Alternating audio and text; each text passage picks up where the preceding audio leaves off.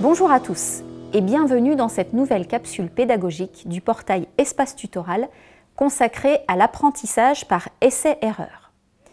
En pédagogie, apprendre, c'est franchir progressivement une série d'obstacles. Sur le terrain, en situation de travail, le tutoré peut commettre des erreurs. Ces erreurs peuvent par exemple relever d'une incompréhension de consignes ou d'un mauvais décodage des attentes du tuteur.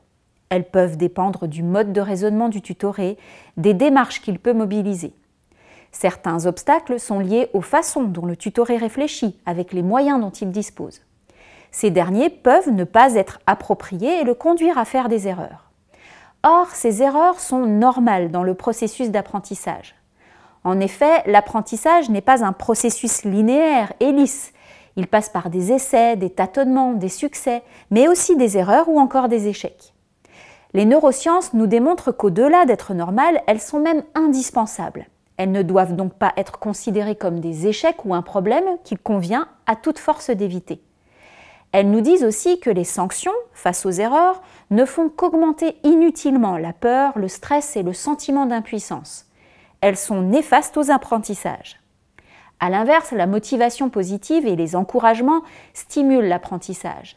En tant que tuteur, vous allez donc devoir donner un statut positif à l'erreur, car l'objectif va être de libérer les tutorés de la phobie de l'erreur.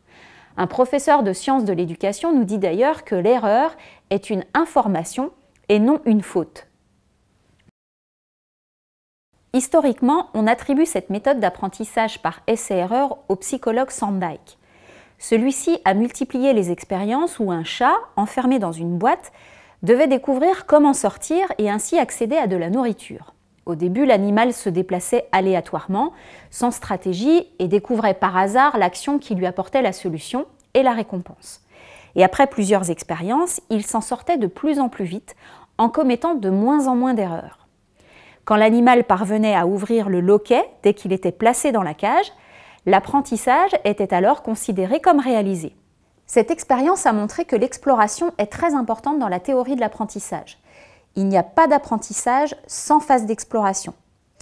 Mais cela ne suffit pas. Imaginez une situation d'apprentissage où l'on demande à quelqu'un de tracer, les yeux fermés, une ligne d'une longueur déterminée. La seule répétition des essais ne conduit à aucune amélioration des performances. Pour qu'il y ait apprentissage, il faut, à chaque essai, fournir des indications précises sur le résultat de son comportement. Trop long, trop court. Il faut le feedback. Recevoir un retour d'information immédiat sur l'action en cours est ainsi constitutif de l'apprentissage. Plus le retour est proche dans le temps de l'erreur, plus l'action corrective sera efficace et intégrée de manière pérenne. Dans les phases d'apprentissage de votre tutoré, il conviendra donc de considérer l'erreur comme normale, inévitable. C'est bien entendu possible que lorsque l'erreur n'est pas irrémédiable, on comprend que le pilote d'avion ou le chirurgien ou d'autres professions à risque n'aient pas le droit à l'erreur.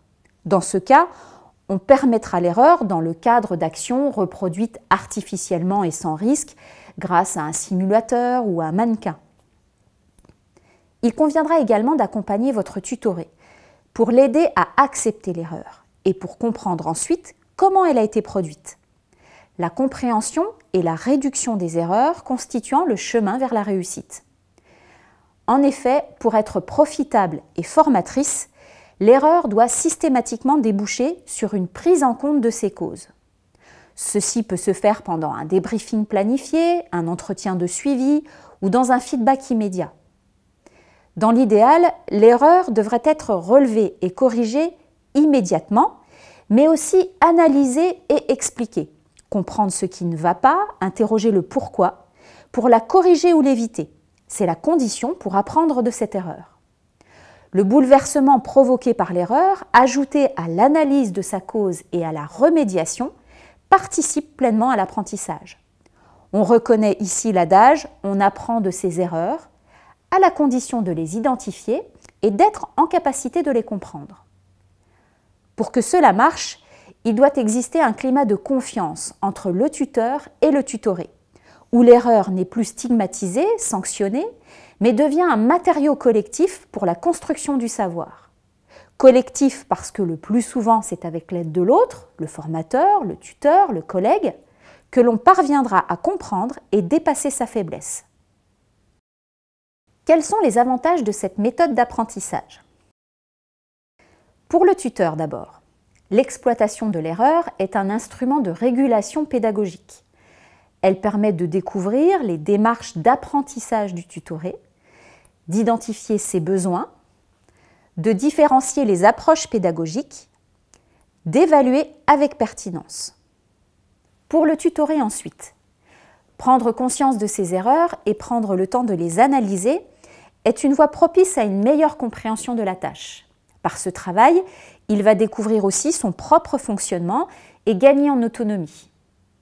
Cette méthode permet d'éviter qu'il ne se décourage de ses erreurs et lui permet d'être plus confiant. Elle l'aide à faire des connexions entre les idées et les concepts et favorise la résolution des problèmes et la pensée critique. Elle renforce la mémorisation et la compréhension des connaissances.